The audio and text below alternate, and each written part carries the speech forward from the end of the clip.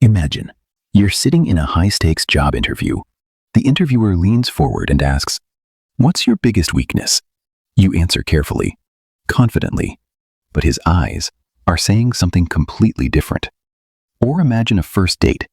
The person across from you says, "I'm really enjoying this," but their body is subtly angled away, like they're already halfway out the door.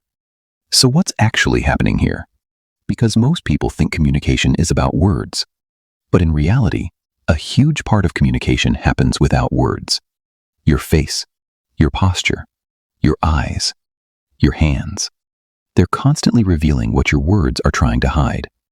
Today, I'm going to show you 7 psychological signals that can help you read people more accurately in real-world situations.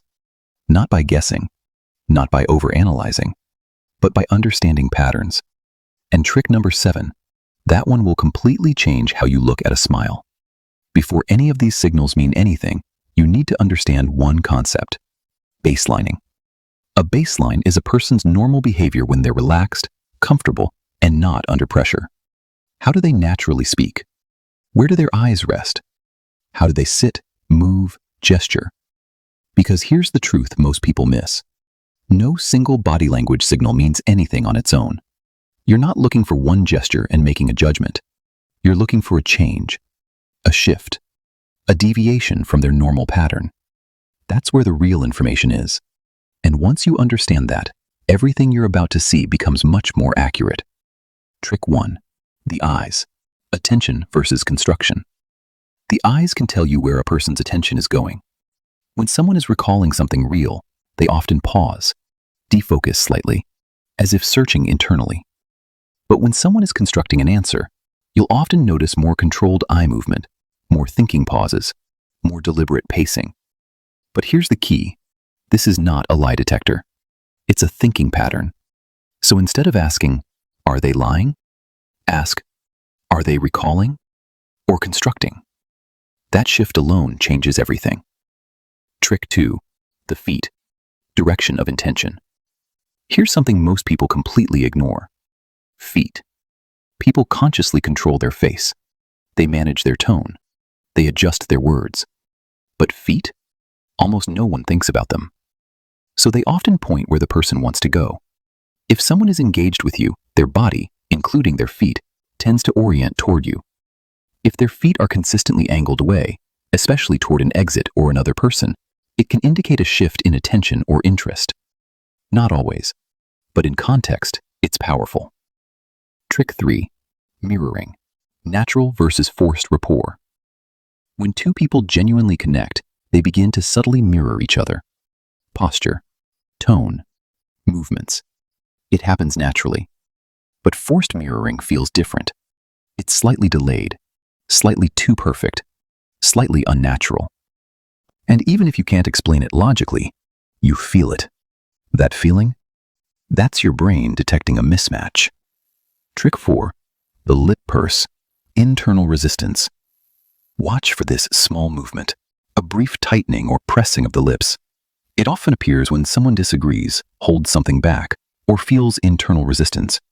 They may still say yes, but their body is quietly signaling, "I'm not fully on board." That's your cue to slow down and actually understand their position. Trick 5. Neck touch. Stress and self-soothing. When people feel stress, pressure, or discomfort, they often touch their neck or collar area. It's a subconscious self-soothing behavior, a way for the body to regulate tension. You'll see it when someone feels exposed, uncertain, or slightly threatened in a situation. Again, not proof of anything. But combined with other signals, it tells you, something here isn't fully comfortable. Trick 6. Blocking behaviors. Creating distance. When someone doesn't feel psychologically safe, they create distance. Sometimes obvious, like crossed arms, but often subtle. Holding an object in front of them, placing something between you and them, leaning back slightly. These are quiet ways of saying, "I need space." And the mistake most people make? They push harder. But the real move is the opposite. Reduce pressure, create comfort, and the barrier usually disappears on its own. Trick 7. The smile. Real versus controlled. This is the one most people miss.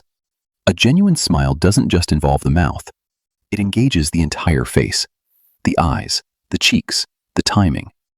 It appears naturally and fades naturally. A controlled smile is different. It's more deliberate, sometimes slightly uneven, sometimes held just a little too long. Now, this doesn't mean someone is fake. It simply means the emotion might not be fully spontaneous. And once you see this difference, you can't unsee it. Before you start using any of this, there's something important you need to understand. These are not mind-reading tricks. They are observation tools. No single signal tells you the truth. Even professionals rely on clusters, patterns, and context over time. So don't use this to judge people instantly. Use it to understand them better. When someone is uncomfortable, make them comfortable. When someone disagrees, listen.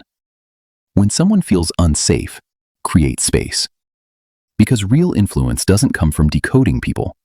It comes from making people feel understood. And that's a very different skill. Now you know how to read people externally. But there's another layer most people never look at. The internal patterns that drive behavior. Why some people stay stuck for years, while others quietly move forward. So watch this video. It's on your screen right now. Subscribe if you want to understand people, not just from the outside, but from the inside too. I'll see you there.